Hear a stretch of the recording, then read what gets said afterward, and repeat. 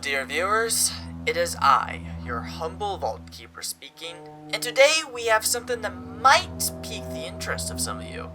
A good friend of mine in the field has given me a flash drive of a police report involving an appearance of RPC-067, who has been, harassing some poor soul in their work ethic. We're going to take a look at that report today, so please join me as I tell you the tale of some sad individual who is stuck working unpaid overtime. The streets lay empty and cold. The oppressive silence of the night was only interrupted by his pace. An unappealing white-collar worker was running from an unseen predator. His steps stumbled every so often as anxiety punctured the back of his neck every time he glanced over his shoulders. He couldn't see him, but he knew he was there. This thought made him even more fearful of the thing chasing him. The sweat from his brow was icy cold. His lips trembled. Breath stuttered as the chilling panic continued to pierce down his spine. The sound of his own footsteps echoing in the background only played on his anxiety. That feeling started to dissipate as he finally reached his door.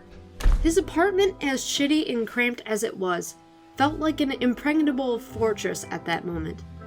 The house was silent. It was that comforting sense of quietness, not those four walls, that brought rest and safety to his feelings. For now, he was safe from having to deal with him.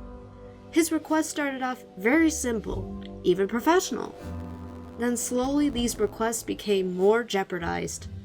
He asked for all kinds of information he didn't have, all the while name-dropping him and his close circle of family and friends. People that he'd never told him, and people he shouldn't have known. The way he spoke was even worse. He treated it all as nothing more than casual conversation. He believed he was going insane.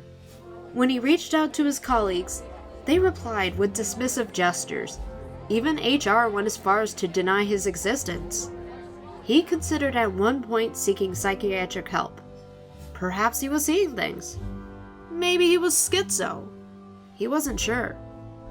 These delusions stayed inside his cubicle, and that's what mattered most. He was getting ready to sleep while begging not to wake up tomorrow. The stress was too much to handle, and it only got worse when he heard a knock on his door. His blood ran cold. He was paralyzed, bolted, and frozen in place out of sheer panic and fear. He couldn't move. From the crevice under the door, he could only see the shadow of his nightmares. Hey, it's me again from Middle Management. I was wondering if you got those papers I asked you for.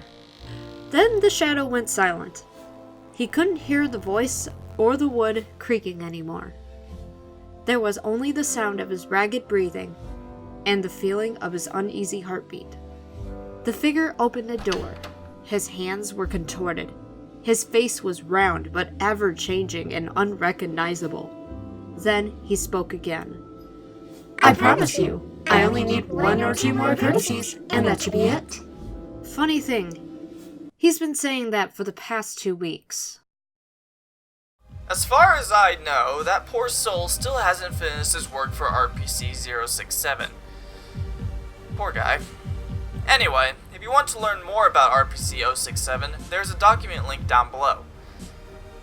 As always, thank you for tuning in, and I will see you in the next report. Farewell.